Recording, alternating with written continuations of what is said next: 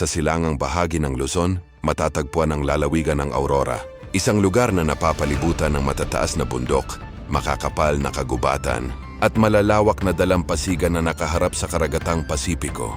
Dalawa sa mga kilalang bayan dito ay ang Dingalan at Baler. Pareho silang dinarayo ng mga turista dahil sa kanilang likas na kagandahan. Ngunit sa loob ng maraming taon, hindi ganoon kadali ang paglalakbay sa pagitan ng dalawang lugar na ito. Dahil sa bulubunduking terrain ng Aurora, ang biyahe ay kadalasang mahaba at paikot.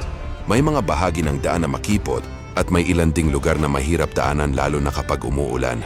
Kaya naman ngayon, unti-unti nang isinasagawa ang mga proyekto upang mapabuti ang mga kalsada sa lalawigan. Sa bahagi ng Dingalan, may mga ginagawang bagong kalsada at pinapahusay na access road.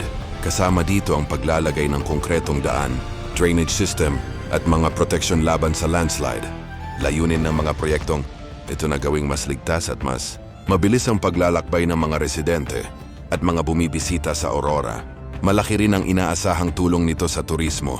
Kapag mas maayos ang daan, mas madaling mararating ng mga turista ang mga tanawin ng Aurora.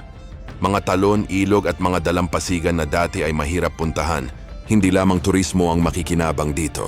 Para sa mga mangingisda at magsasaka, mas magiging madali rin ang pagdadala ng kanilang mga produkto papunta sa mga pamilihan.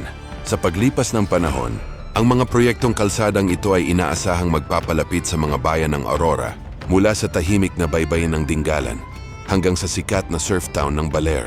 Unti-unting nagiging mas madali ang paglalakbay.